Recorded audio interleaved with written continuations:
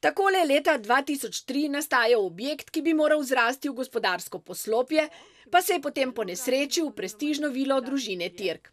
In tole je gradbena tabla, bolj kot za usmerjanje gradbenega peska, za metanje peska v oči. Sporoča namreč, da se bo gradil gospodarski objekt, obnavljala rastlinjak in zid.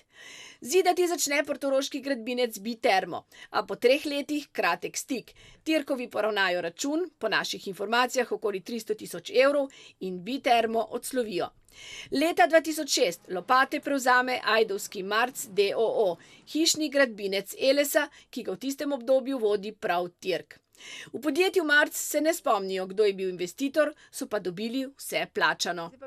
Je možno, da je katero delo bilo narejeno zaradi kompenzacije, da niste dobili plačano, pa ste zato gospodu Vitoslavu Tirku gradili ali kaj podobnega? Ne, tega vam pa ne morem. Vse stvari, ki jih mi delamo, so plačane od investitorja. Da se je priimek Tirk moral skrivati pred javnostjo, dokazuje ime investitorja. Ime prejšnje lastnice zemljišč Romane Rejc, ki ne želi pred kamero. Ni jasno, kako se je znašla na tabli. Tam, kjer zdaj stoji Tirkova črna gradnja, je najprej zgradil nekakšno klet, nato pa se je objekt čez noč napihnil. Novembra 2007, prav med vikendom, ko je bil Tirkov brat izvoljen za predsednika, pravi Rejčeva, je več 10 delavcev dogradilo še zgornjo etažo. Da Tirk Parecak pa le ne pozna samo iz razglednic, je vedno več dokazov. Rižanski vodovod nanaša poizvedovanja takole. Jeseni 2003 smo prejeli obvestilo o spremembi lastništva in s tem zahtevo o prenosu vodovodnega priključka na novega lastnika, Vitoslava Tirka.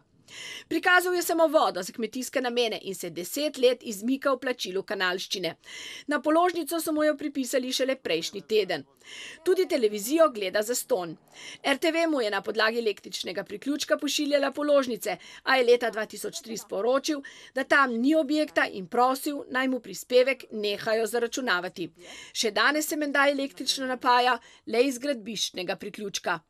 Bo Tirk kdaj odgovarjal za svoje početje? Kaj pa tisti, ki so mu držali svečo, gradbinci, projektanti? Projektiranje, ki ni skladno z predpisi in zakoni, kar nedvomno predstavlja projektiranje črnih gradenj, predstavlja težjo disciplinsko kršitev in se sankcionira z odvzemom licence do dobe 5 let. Zbornica za arhitekturo bo v zadevi Tirk sprožila ustrezne disciplinske postopke.